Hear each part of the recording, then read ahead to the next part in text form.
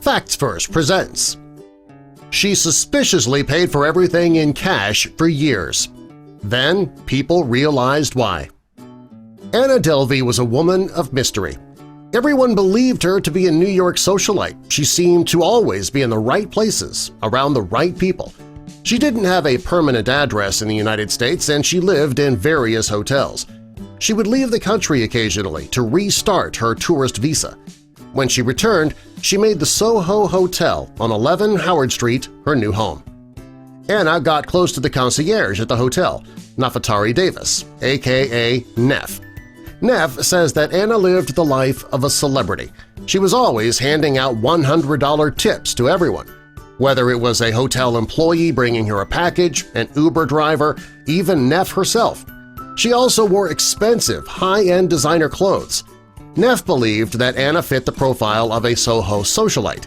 Neff had a dream of becoming a cinematographer, and Anna often would speak about her connections, and that led Neff to believe that her new best friend could really help her out. The people who were close to Anna didn't know much about her. They knew that she had money and that she had a European accent, but other than that, they really didn't know anything. She did tell people that she came from a European family and she was going to be inheriting millions. She told some people that her family was into antiques. She told others her family was in oil. Others were told that she came from old money. The real Anna was a mystery. Neff says that Anna often surrounded herself with the rich and famous. She was always out with CEOs, artists, athletes, celebrities, and Neff says that one night they went to dinner and were sitting with Macaulay Culkin. She says that she had so many questions for the actor, but asking questions wasn't something that the people in Anna's circle ever did. She didn't want to embarrass herself or Anna, so she kept the questions to herself. Anna met a successful art collector and museum founder named Michael Zufu Huang. The two became friends quickly and planned a trip to Italy. Anna asked Michael to put the flight in the hotel on his credit card and she'd pay him back. He didn't think anything of it at the time, and since it wasn't a lot of money to him, he was rich, he just did it. When they were in Italy, Anna paid for everything, in cash. Michael thought that was a bit strange, but not a red flag. When they came home from the trip, Anna did not pay Michael back. He figured she just forgot because, well, that's what rich people do. Soon, he forgot about it as well. To keep up appearances, Anna told everyone about the foundation that she was starting. She even hired a creative director to help her brand the new venture. And she found a location and a financial partner. She told him that she needed his help because most of her personal assets were outside of the U.S. It wasn't long before things began falling apart. When Anna's hotel bill reached over $30,000, Neff's manager asked her to tell Anna to pay up because they were friends. When Neff and Anna went to dinner and she tried to pay with 12 different credit cards and they were all declined, Neff began to worry. She thought that if she couldn't pay the dinner bill, she could not pay that hotel bill. Neff worried until the hotel received a wire transfer to pay her hotel bill. Because she didn't give the hotel a working credit card, though, after the wire transfer, they kicked her out of the hotel.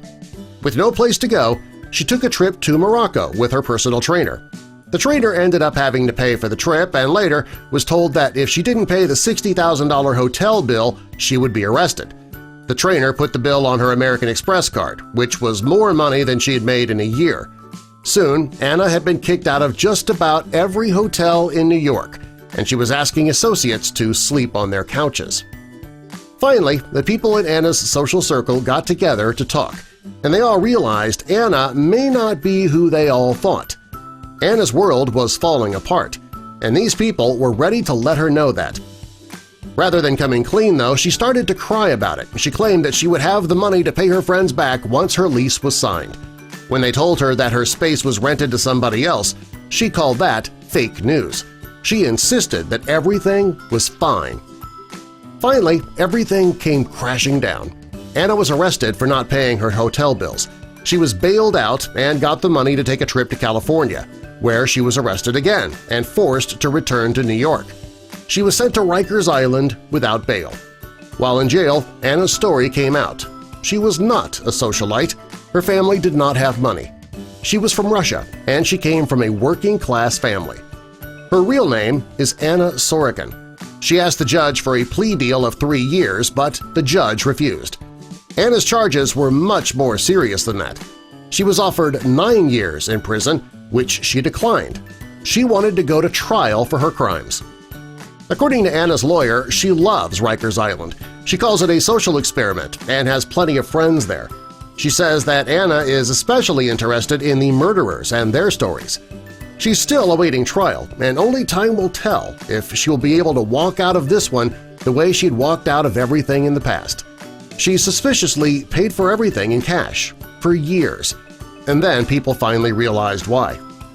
Netflix is thinking about making a show about her life. It would be a great one. Subscribe for more.